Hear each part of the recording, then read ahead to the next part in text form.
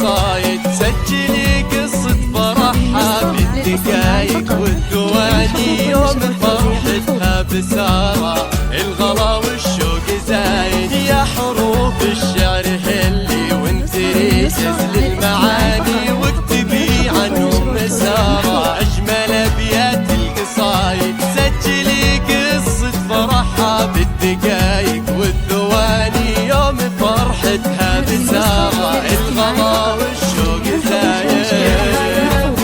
يا هلا القصايد يوم سارة وما نوفي كتبنا، طلت ضيوف الفرح شمس تبسم في ضحاها. يا أم سارة من وصوفك تطرب حروف الأغاني، شامخة من يوم يومك في الرخاء وفي الشدايد، من شموخك يستزيد الشعر ويغرد لساني، عجودية بالطباع ويا عربية بالعوايد.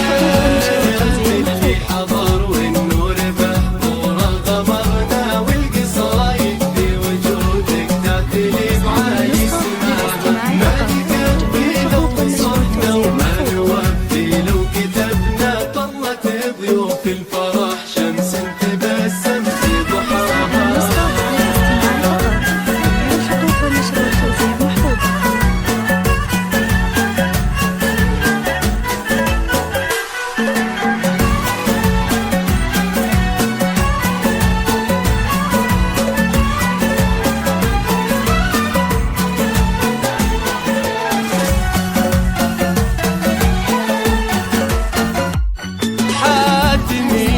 بالكرم كأنك بحر ما لا مواني، تكرمين أصغر فقير وتفرشين أكبر مواعيد، في صلاتك تكسبين النور بعروق المحاني، تقطعين الليل بالذكر وتعوضين الوسايد. افرحي سارة بحياتك حققتي أجمل الأماني، غمتك تمطر عليها كل ما جدت جدايد، فاتنا مثل القمر قامت تبطر في أماني، كنها مراية جمالك والحلاوة الزين عايد. يا اللي حضر والنور بحضور غمرنا، القصايد في وجودك تعتلي بعالي سمانا، ما نكفي لو وصفنا وما نوفي لو كتبنا، طلت ضيوف الفرح شمس تبسم في ضحاها.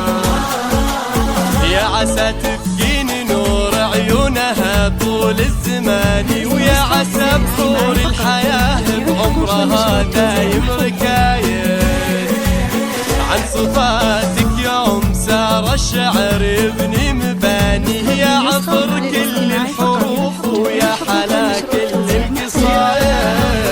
اللي حضر والنور بحضور غمرنا، والقصايد في وجودك تعتلي بعالي سماها، ما نكفي لو وصفنا وما نوفي لو كتبنا، طلت ضيوف الفرح شمس تبسم